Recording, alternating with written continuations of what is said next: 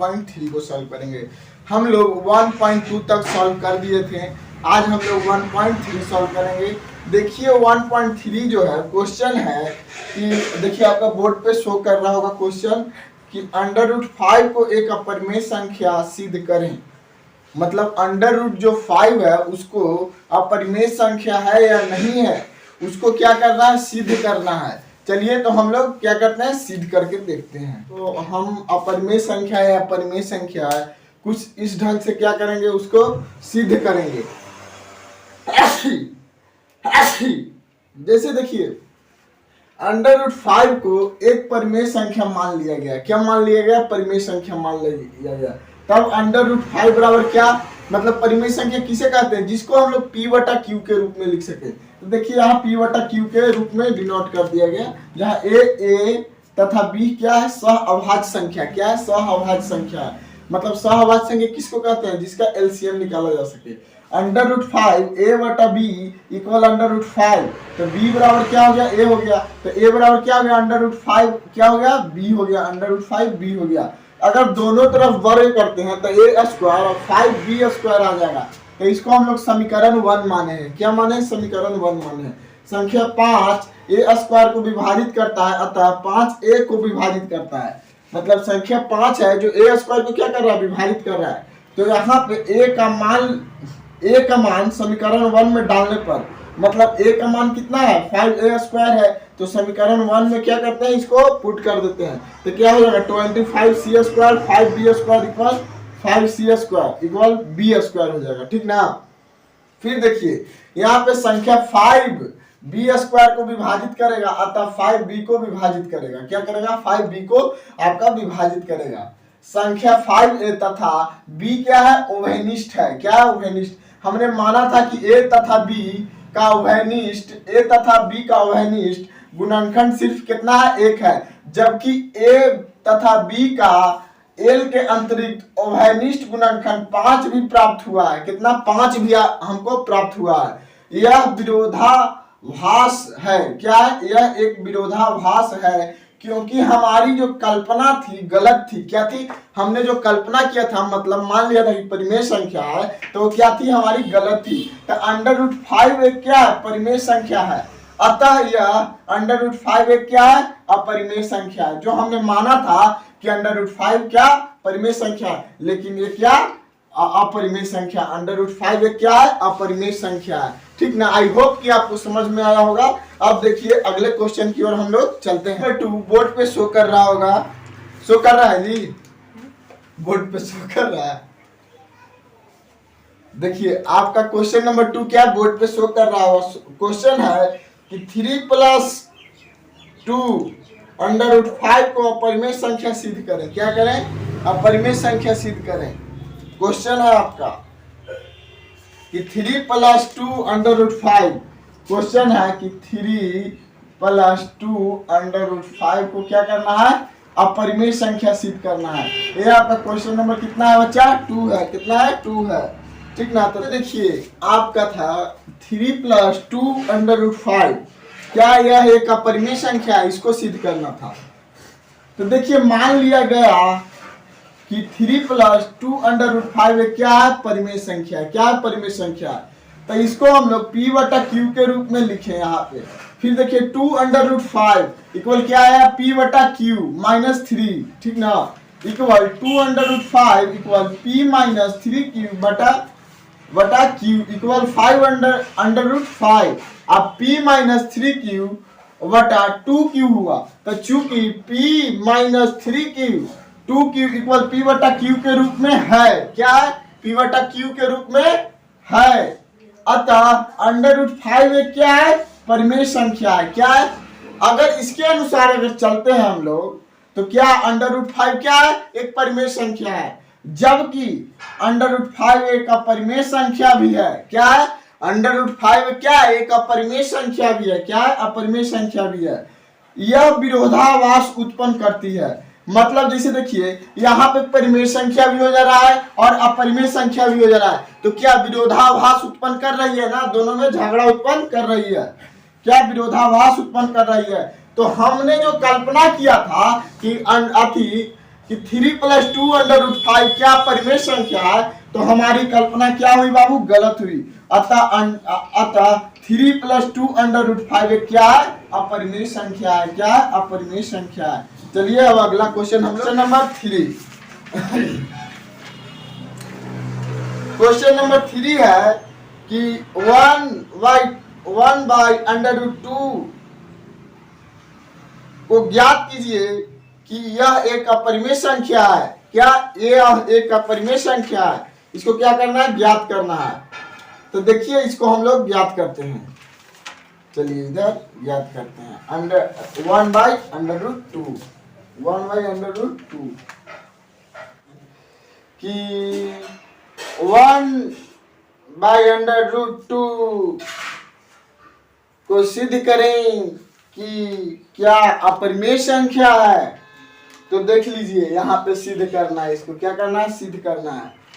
तो यहाँ पे 1 बाई अंडर रूट 2 तो क्या है, पी बटा क्यू के रूप में है। तो क्या यह एक परिमेय संख्या भी मान लिया जा सकता है। तो इसको मान लिया गया। तो under root 2p equal Q आ गया, ठीक ना। तो अंडर रूट 2 बराबर क्या हो जाएगा, क्यू बटा पी। तो क्यू बटा पी क्या है, परिमेय संख्या के रूप में है। किसके रूप में है, परिमेय संख्या के रूप में है।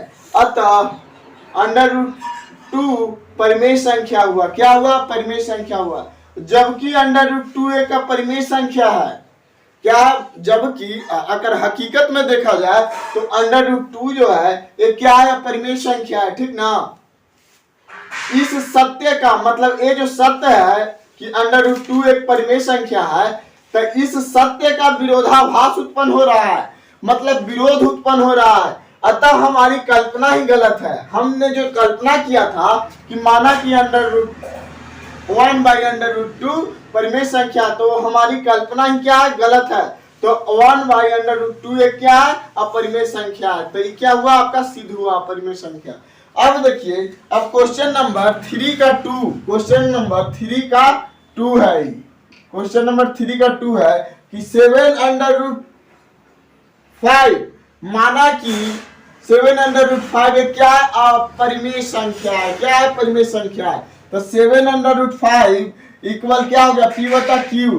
तो अंडर रूट 5 बराबर क्या, पी बटा 7 क्यू हुआ। तो पी बटा 7 क्यू क्या है, एक परिमेय संख्या के रूप में है।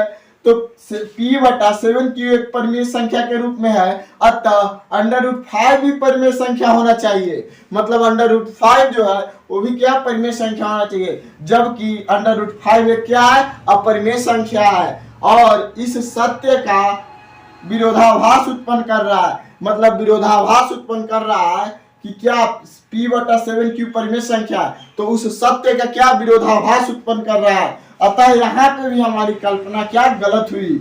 अतः 7 अंडर रूट 5 एक क्या है, अपरिमेय संख्या है। इसको आप लोग अपना कॉपी में नोट्स कर लीजिए। आई होप कि आपको समझ में आया होगा। क्वेश्चन नंबर अब हम लोग 3 को एक्सप्लेन की ओर चलते हैं।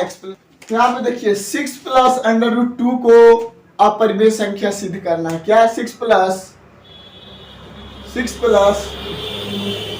अंडर रूट 2 को अपरिमेय संख्या सिद्ध करना है। क्या करना है, अपरिमेय संख्या से। तो माना कि 6 प्लस अंडर रूट 2 एक क्या है, परिमेय संख्या है। क्या मान लिया, परिमेय संख्या। तो परिमेय संख्या जिसको हम p बटा q के रूप में लिख सके। तो यहाँ पे देखिए 6 प्लस अंडर रूट 2 क्या हो गया, p बटा q के रूप में हो गया। और इसको पूरी तरह अगर लिखना चाहें तो अंडर रूट 2 p बटा q minus 6 equal under root 2 बराबर p माइनस 6 स्क्वायर बाई 2। तो क्या हो गया, p माइनस 6 2 q परिमेय संख्या के रूप में है। अतः अंडर रूट 2 भी परिमेय संख्या है। मतलब अंडर रूट 2 भी क्या है, परिमेय संख्या है आपका। जबकि अंडर रूट 2 एक अपरिमेय संख्या है। क्या अपरिमेय संख्या है। इस सत्य का विरोध हो रहा है। मतलब ये जो सत्य है अंडर रूट 2 एक क्या, परिमेय संख्या और अपरिमेय संख्या है। तो इस सत्य का क्या विरोध हो रहा है। अतः विरोधाभास गलत कल्पना के कारण हो रहा है। क्या, हमने जो गलत कल्पना मान लिया है कि 6 प्लस अंडर रूट 2 क्या, परिमेय संख्या है। तो ये किसके कारण हो रहा है, विरोधाभास गलत कल्पना के कारण हो रहा है। अतः 6 प्लस अंडर रूट 2 ये क्या है, अपरिमेय संख्या है। आई होप कि ये भी आपको समझ में आया होगा। अब देखिए आप प्रश्नावली हम लोग 1.4 को सोल्व करेंगे। किसको 1 है कि बिना लंबी विभाजन प्रक्रिया किए बताएं कि निम्नलिखित परिमेय संख्याओं में दशमलव प्रसार शांत है या अशांत आवर्ती है। बिना लंबी विभाजन के पूछ रहा है, ठीक है। तो देखिए क्वेश्चन आपका बोर्ड पे शो कर रहा होगा। तो क्वेश्चन नंबर 1 है बाबू, क्वेश्चन नंबर 1 है 13,3125। तो अगर हम लोग हर का करते हैं, क्या हर का अगर अभाज्य गुणनखंड करते हैं तब 5 का पावर 5 हो जाएगा। तो यहाँ पे 2n मल्टीप्लाई 5m के रूप में हो गया। किसके? 2m प्लस 5m के रूप में हो गया। तो यहाँ पे 2 है नहीं, तो 2 का स्क्वायर कितना हो जाएगा? 0 हो जाएगा। और 5 का कितना हो गया? 5 हो गया। तो जैसे देखिए अगर 0, जिसका अगर 0 पावर रहेगा, अगर यहाँ पे अंक 9, 10, 12 कितना रहेगा तो उसका मान कितना हो जाएगा? 1 हो जाएगा बाबू। कितना हो जाएगा? 1 हो जाएगा, ठीक ना। तो यहाँ पे हम लिखेंगे कि हर का अभाज्य गुणनखंड, अभाज्य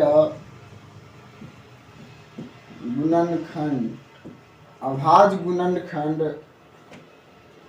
2n मल्टीप्लाई 5m के रूप में है। अतः इसका दशमलव प्रसार शांत होगा। क्या होगा? शांत होगा।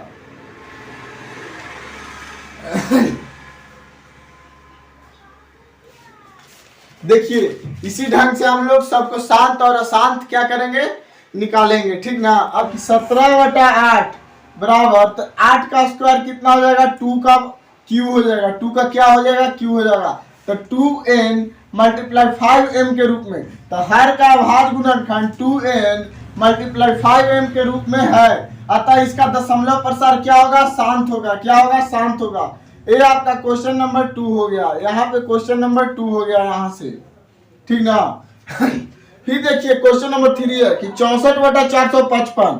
तो इसका अभाज्य गुणनखंड 13 मल्टीप्लाई 7 मल्टीप्लाई 5, हर का अभाज्य गुणनखंड 2n मल्टीप्लाई 5m के रूप में नहीं है। अतः इसका दशमलव प्रसार अशांत आवर्ती होगा। क्या होगा? अशांत आवर्ती होगा। ये आपका क्वेश्चन नंबर 3 हो गया।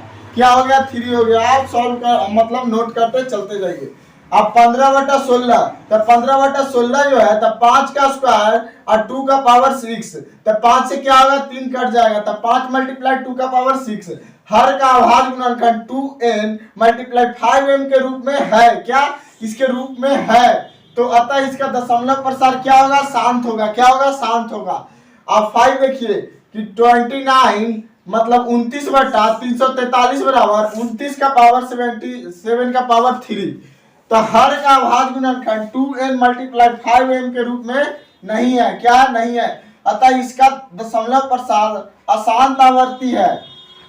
फिर देखिए 6, तो ये क्या होगा? ये हो जाएगा आपका अशांत आवर्ती हो जाएगा। क्या हो जाएगा? अशांत आवर्ती हो जाएगा।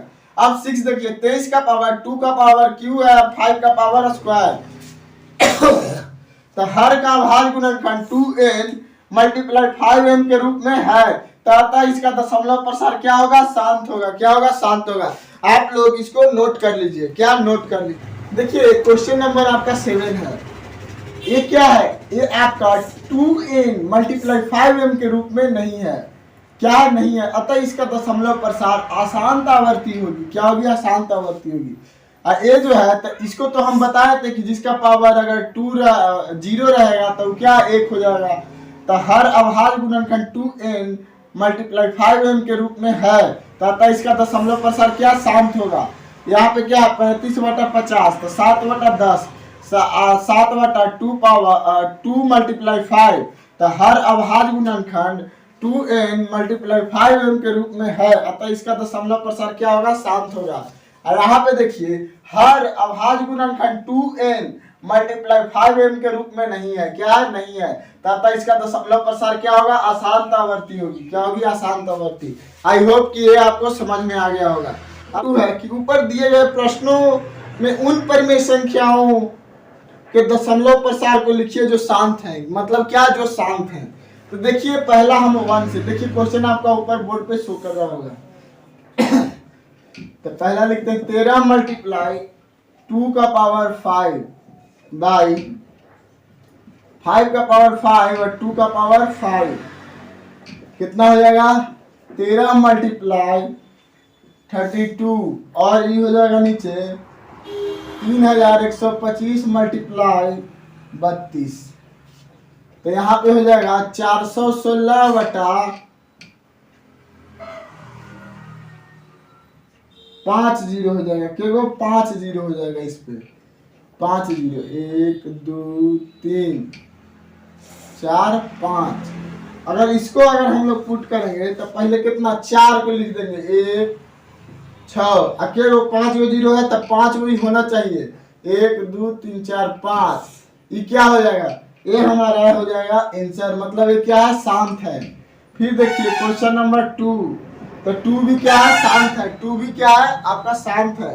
तो इसको भी हम लोग कुछ इस ढंग से लिखें 17 मल्टीप्लाई 5 का पावर क्यूब 8 मल्टीप्लाई 5 का पावर क्यूब। यहाँ हो जाएगा 17 मल्टीप्लाई गुना 125 मल्टीप्लाई और गुना दोनों एक होता है बाबू, ठीक ना। अब गुना 125, ठीक ना।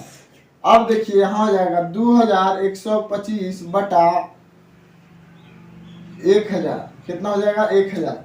क्योंकि देखिए 3 का क्या 3 गो है, क्या 3 है तो कितना हो जाएगा 1000 हो जाएगा।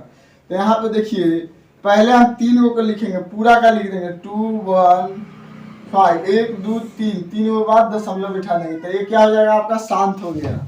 अब देखिए 3 तो क्या है आपका अशांत आवर्ती है, क्या अशांत है उसको नहीं, हमको सिर्फ शांत को निकालना है। तो देखिए 4 नंबर, तो 3 5 का पावर 1 मल्टीप्लाई 2 का पावर 6 5 का पावर 5 और मल्टीप्लाई 5 का पावर 5। तो यहाँ हो जाएगा आपका 9375 बटा 1 पे 6 जीरो 6। अब यहाँ पे हम लोग लिखेंगे 9375 00 6 के बाद दशमलव बैठाना, 6 अंक के बाद इधर दशमलव। तो ये क्या हो जाएगा, ये भी आपका शांत हो जाएगा। क्या हो जाएगा, शांत हो जाएगा। और देखिए आपका शांत कौन कौन होगा, आप फिर देखिए 6 नंबर शांत है आपका। तो यहाँ हो जाएगा 23 बटा 2 का पावर 3 और 5 का पावर स्क्वायर। तो इतना यहाँ हो जाएगा 5 बटा 5। यहाँ हो जाएगा 115 बटा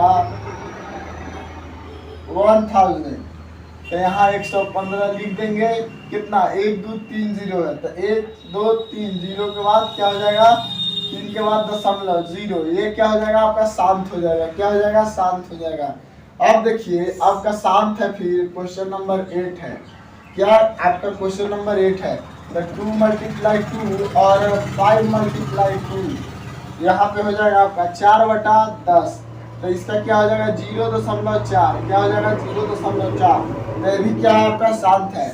अब देखिए क्वेश्चन नंबर 9, तो 9 है आपका 7 बटा 10 है। कितना 7 बटा 10। तो इसका कितना हो जाएगा 0.7। तो ये भी क्या है आपका, शांत है। तो इसको आप लोग क्या कीजिए, आई होप कि आपको ये भी समझ में आ गया होगा। आप इसको अपना कॉपी में नोट कर लीजिए। अब देखिए आखिरी है कि कुछ वास्तविक संख्या के दशमलव प्रसार नीचे दर्शाए गए हैं, प्रत्येक का स्थिति बताइए। तो इसका स्थिति हम लोग जानेंगे। क्या करेंगे बाबू, इसका स्थिति को जानेंगे। 43.1 2 3 4 5 6 7 8 9 क्या शांत है या अशांत है। तो इसका दशमलव प्रसार शांत है, अतः यह एक परिमेय संख्या है। क्या है, परिमेय संख्या। इसे P बटा Q के रूप में लिखने पर Q का अभाज्य गुणनखंड 2n5 के रूप में होगा। तो ये क्या शांत होगा, क्या है, शांत है, ठीक ना। और यहाँ पे देखिए 0.120 1200 12000 और 12 लाख। तो चूंकि इसका दशमलव प्रसार अशांत आवर्ती आता है, यह एक अपरिमेय संख्या है। क्या है, अपरिमेय संख्या। यहाँ पे चूंकि इसका दशमलव प्रसार अशांत आवर्ती है, क्या है, अशांत। जैसे किसी भी संख्या के ऊपर अगर रैंकिंग दे दिया जाए तो संख्या बार बार क्या होगा, रिपीट होगा। तो क्या आसान सा वर्तियाता है या ए का परिमेय संख्या होगा। इसे P बटा Q के रूप में लिखने पर Q का अभाज्य गुणनखंड 2n 5m के रूप में नहीं होगा। आई होप कि आपको समझ में आ गया होगा। तब तक के लिए जय हिंद दोस्तों, वंदे मातरम। अब मिलेंगे नेक्स्ट वीडियो में नेक्स्ट टॉपिक के साथ। जय हिंद।